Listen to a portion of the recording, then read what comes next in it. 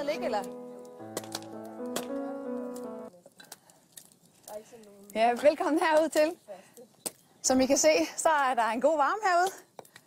Det er fordi, jeg har besøg af Johanne, som sidder herovre. Hun er friluftsvejleder og til daglig ansat ved Bagnehøj Efterskole. Ja. Og du går helt amok med en økse lige nu. Du har lovet at komme og hjælpe mig i dag, fordi jeg skal lave noget mad over bål. Ja. Jeg skal lave en oksesteg i noget saltdej. Og så skal jeg lave nogle foliepakker med nogle nye kartofler og nogle krydderurter og noget smør. Og jeg ved, at det er ikke ligegyldigt, hvilken type bål man laver. Nej, altså vi skal selvfølgelig...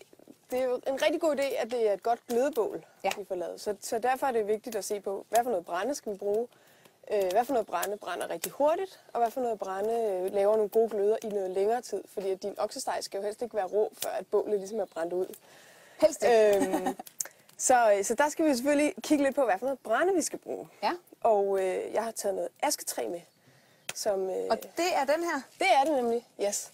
Asketræ, hvordan kunne du lige se det? Jamen, det kan man sådan se på barken, farven af barken. Det er sådan et eller andet med at gå ud og kigge på nogle træer, og så lære dem lidt at kende. Kigge på farven på bark, hvordan man kan se i forhold til f.eks. et birketræ. Den kan jeg kende. Det er ret tydeligt. Den er ret nem at kende, ikke? Ja, det er sådan en rigtig... Den kan man altid kende. Hvid bark. Laver nogle rigtig gode flammer, flotte flammer, og brænder hurtigt. Barken er rigtig god, fordi der er et stort indhold af olie i. Så det kan man faktisk tænde direkte. Nærmest også, hvis det er vådt. Så det er nemt at antænde? Ja, det er nemt at antænde. Godt. Det brænder godt. Og hvad så med egetræet der? Det har samme høje brændværdi. Det er et tungt træ. Altså det er en hård træsort. Og det er, bøgetræet også, som vi har her. Det er også en hård træsort. Rigtig godt brænde. Og så skal det selvfølgelig også være tørt, ikke også? Det må ikke være fugtigt, vel? Det skal selvfølgelig være tørt. Og hvis det ikke er tørt, altså ask, det kan faktisk brænde frisk. Så det kan man fælde, og så kan man brænde det. Det er da imponerende. Det er ret imponerende. Ja, det må man sige. Men bøg og de andre, altså brænde er selvfølgelig bedst, hvis det er tørt. Fordi det vi helst ikke vil have, det er jo selvfølgelig røg i bålet. Det er ikke særlig sjovt at lave mad på et bål, hvor der er fyldt af røg. Og der er de her gode. Altså man kan sige, det som man skal undgå, det er sådan noget, hvad kan man sige, let træ som skovfyr og lærk. Sådan noget, der også er meget harpiksindholdigt. Altså sådan noget her for eksempel. Det er skovfyr. Og lige præcis herinde i, der er sådan en harpikslomme. Så jeg plejer at kalde det wonderstick, fordi man kan dufte, hvordan det dufter af harpiks. Ja, det kan man faktisk. Det, der kommer ud af det, det er sådan nogle stykker her, hvor der er rigtig meget harpiks i. Ja, det kan man se. Det er sådan helt gulligt. Ja, og man kan faktisk, det er ret utroligt, næsten ligesom birkebarken, så kan man tænde ild simpelthen direkte til det. Direkte til træet, så kan træet brænde direkte. Det var da imponerende. Ja. Og der er altså ikke gjort noget ved det her? Nej, det er bare... men du kan også se, hvor meget det ryger, ikke? Jo, det kan jeg godt. Så det, der er rigtig smart, det er at bruge det, når man skal tænde op. Og det er det, vi gør nu. Nu skal vi have bygget det perfekte bål til mad. Ja. Ja. For det er ikke det samme, som hvis det var et bål, som skulle holde hele natten, vel? Nej, det er ikke helt... det kunne godt være nogenlunde det samme. Det er altid godt at bruge noget ordentligt brænde, som brænder lang tid. Og det gør for eksempel skovfyr ikke. Det gnistrer en masse. Men der er det rigtig fedt at have noget brænde, som holder i lang tid. Og Johanne har allerede sagt, at det her det er jo ikke en rigtig bålplads, og det er rigtigt. Men det er fordi, der simpelthen er så mange fredningsregler hernede i Frihuset, så vi må ikke bare bygge en bålplads. Så vi har bygget en her på stenene. Så jeg håber, den kan gå for i dag, Johanne. Ja, det går. Det går. Nå, det du gør nu først. Ja, jeg lægger lige lidt brænde i bunden her. Og det er egentlig bare lige for at beskytte lidt mod underlaget her, så man har en god bund. Lave det på. Det kan man også gøre, hvis man laver det ude i naturen. Det er en rigtig god idé, at for at beskytte mod fugt for underlaget, specielt hvis der regner eller sner eller et eller andet, så ligger man lige noget brænde. Gerne fugtigt, det er faktisk lige meget. Bare noget brænde i bunden til lige at isolere. Og så... Du sagde, at det regner og sner. Ja. Så du kan også lave bål, mens det regner og sner? Ja, det skal man jo gerne kunne. Ja, det er rigtigt. Det er selvfølgelig rigtigt. Man er ude i naturen. Det er ikke sikker på, at jeg vil kunne. Nej. Her har jeg ligesom nogle forskellige ting, der kan bruges. Jeg går i vejen her. Der er noget birkebark. Rigtig godt optænding. Som jeg sagde før, olieholdigt. Let at tænde op. Og så sådan nogle små stykker her, hvor jeg har snittet lidt juletræslignende i. Hvad er det?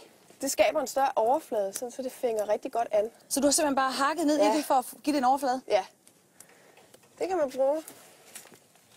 Og så De nederste kviste på sådan en granplantage, det er altid tørt. Så der kan man gå ind, og så kan man knække de nederste kviste af. Fordi de står i læ selvfølgelig. De er super tørre, ja. Smart. Så det kan også være godt. Og så selvfølgelig den her Wonder Stick her. Vigtigt element. Kører du så bare det hele ind nu, eller hvad? Så tror jeg, jeg vil prøve at bygge det op, der hedder et pagodebål. Ja. Og så bygger man simpelthen bare lige sådan her. Jeg stiller mig lige om på den anden side, for jeg bliver helt rød til derovre. Ja. Så. Og vi bygger lidt op her. Og du bygger et tårn faktisk? Et lille tårn. Ja. Og så kan man simpelthen putte noget af sit tændmateriale ned i. Og det kan du godt blande de forskellige slags, ikke? Ja, det er fuldstændig lige meget. Der er jo i virkeligheden ikke rigtig nogen regler. Man kan sige, man kan tænke sig lidt om og lave det bedste bål, men altså, der er jo ikke rigtig nogen regler. Man skal måske vide lidt om, hvordan er der noget, der brænder, hvordan skabes ild i forhold til ikke at få for meget røg og få det, der hedder en fuldstændig forbrænding. I stedet for, at man sidder og bliver fuldstændig oset til.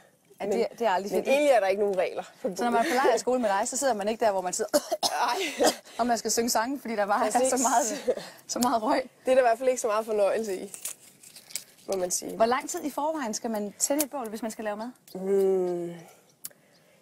1,5 time i forvejen, hvis du skal have nogle gode gløder. Okay, 1,5 time i forvejen. Ja. Nå, men vi skal tænde bålet her. Ja, det ved jeg. Det skal I lige se herovre. I skal simpelthen lige se Johannes kit, så ved man, at man er friluftsvejleder, hvis man har sådan en her. Lidt nørdet. Ja. Men det her er der sådan en bålpose, og den har jeg jo altid med. Der er simpelthen sådan nogle faste ting, altså noget tør birkebark, lidt Wonder Stick og sådan lidt forskelligt til at være sikker på, at jeg kan tænde op i regnvejr. Uanset så jeg har sådan en lille er. snydepose. Og Wonder Sticken, det var den der? Wonder Sticken, det var den der. Birkebarken har vi her, og det her er min gode gamle bålpose. Og så har vi det, der hedder et strygestål. Og med det kan man også tænde op. Det laver sådan en gnist. Ja, det kan jeg godt se. Og på den måde laver man Er det svært? Ja. Nej, det er ikke specielt svært. Du kører bare den her på? Ja. Og lidt svært er det der lige. Du skal holde begge tommelfingre i her. Sådan der. Sådan der? Yes. Ja, der er lidt at arbejde med. Jeg skal i bålskole. Ja. Der kom en gnist. Der kom en gnist. Sådan. Ja, det er godt. Sådan, der kommer en lille gnist. Det er, hvad jeg kan. Det er, hvad jeg kan mønstre. Nå, du har flere ting hernede i. Ja, det har jeg. Jeg har lidt forskelligt dernede. Men det er jo ikke sådan en, man lige har med på tur. Men sådan en kan man godt have. Ja, med lidt forskellige udstyr i derhjemme. Du viste mig den her tidligere, den skal vi altså lige omkring. Ja, det er jo et ildbord. Man kan lave ildbord på masser af forskellige måder. Men den her, det er en gammeldags måde, eller en helt gammel måde at fremstille ild på. Man fremstiller simpelthen en glød ned i sådan en fyrsvamp her. Skærer man et stykke af, sætter nedenunder, og så med hjælp af gnidningsmodstand, så har man sådan en snor her, og så kører man simpelthen den her indtil det begynder at ryge. Og når der kommer rigtig tyk røg op, så har det her, det er meget blødt træ, det er poppeltræ. Det laver nogle små, hvad kan man sige, der kommer nogle små spåner ned i. Og når det på et tidspunkt bliver gnedet rigtig varmt, altså når der kommer god temperatur, så kommer der en glød hernede, som sætter sig ned i svampen. Og det ved man, når der kommer god tyk røg op, så ved man, at den glød, har sat sig ned i svampen. Og så bruger man den til at... Ja, så har man sådan en glød, men den glød, den skal jo blive til en flamme. Og der skal altså pustes godt og grundigt og have noget rigtig godt tørt materiale, man kan putte rundt om. Så skal der pustes, indtil man får en flamme. Og det er der, man ligger hele hovedet nede i bålet. Og lige præcis. Ja. Og lad være med at indånde for meget røg på de forkerte tidspunkter.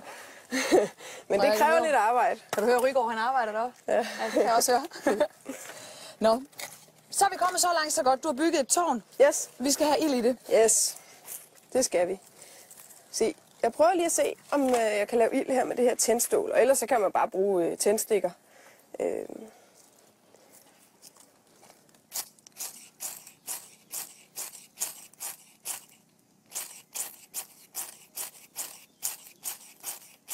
Du er så meget sej, du er, synes jeg.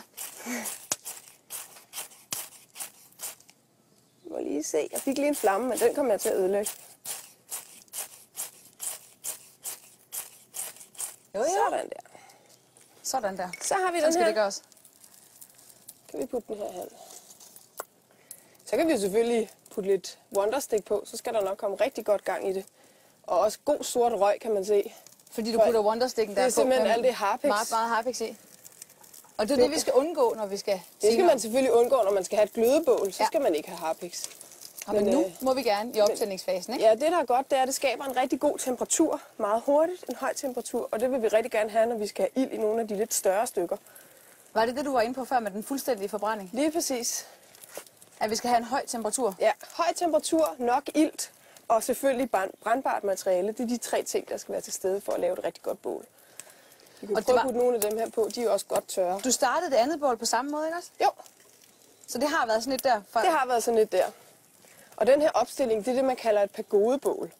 Det er den der opstilling, der ligner sådan nogle lejligheder, eller man kan sige et højhus. Højhus, sådan på den måde. Og så er det pyramidebål derovre. Er det det, du foretrækker?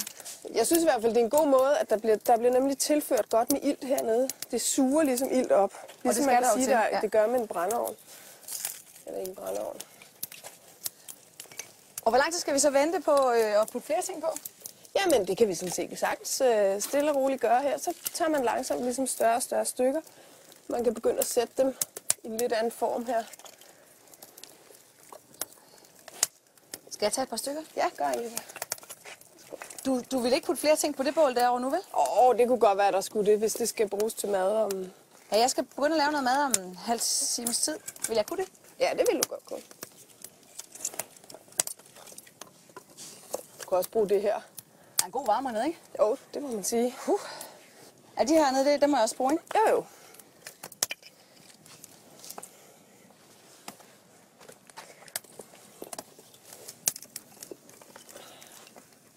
Det er jo virkelig sådan en bål her, man kan lave, altså hvis man er på tur eller et eller andet, ikke? Og så Jo, have det. sagtens. Der har man bare ikke altid sådan en rigtig godt brænde.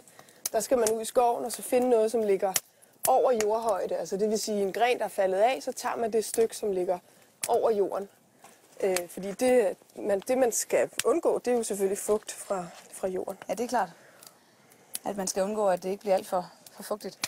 Vil du putte nogle store kævler i, hvis du skulle lave mad på det? Altså... Det tager altså lang tid at brænde ned, så jo mindre stykker, små stykker er bedst. Men hvis man er på telttur, og man gerne vil have ild hele aften, så skal der store stykker i.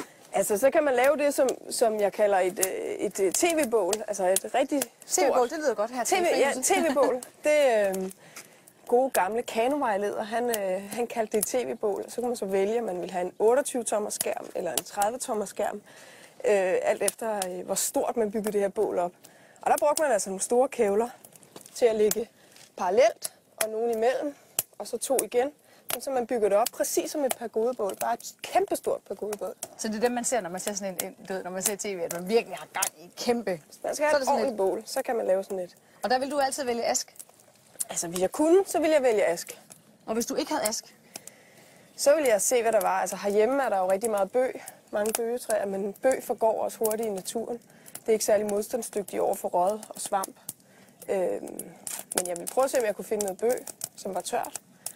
Og ellers så må man jo tage til takke med noget fyrretræ. Det brænder jo godt. Det bliver længe, men det brænder godt. Nej, det brænder hurtigt i hvert fald, ikke? Hurtigt. Ja. Godt og hurtigt. Så det kunne man også klare sig med? Ja, det bliver bare ikke et bål, der kan klare sig hele natten. Så hvis man skal have en god fest og sådan noget, så skal man finde på noget andet? Ja, det skal man nok. Hvor lang tid holder det bål derovre, tror du? Ja, det ved jeg ikke. Nu har det jo været i gang i en 1,5 time. Og vi har hele tiden gået og smidt lidt på. Det kan jo... Ja, det kan holde i lang tid nu. Men det skal det også, fordi min steg skal jo have... Ja, det er jo det. Din steg skal have gode gløder jo. Ja, og vi er enige om, at jeg skal have gløder oven på stegen også. Det tror jeg er en god idé, ja. Det tror jeg også. Og hvis du også skal have kartoflerne med sølvpapir ind i. Ja, det skal jeg. Så, men det her, det kan også være til hjælp. Det brænder rimelig godt. Men altså, det fungerer da meget godt som bålplads det her, selvom at det ikke er helt optimalt. Det er da super godt. Skal vi lægge mere pind på? Ja, det synes jeg. Ja, lad os tage nogle af dem her. Skal jeg lægge den her birk på? Det kunne du godt. Den er nok lige stor nok, hvis den skal nå at brænde ud. Se, det her, det er jo fyrtræ. Skovfyr. Og det vil man måske kunne høre, at det gnitrer rigtig, rigtig meget. Når man sidder, og der springer sådan nogle gnister ud på de små børn, og de bliver bange, fordi at bålet det gnistrer, så er det fordi, man putter sådan noget der på.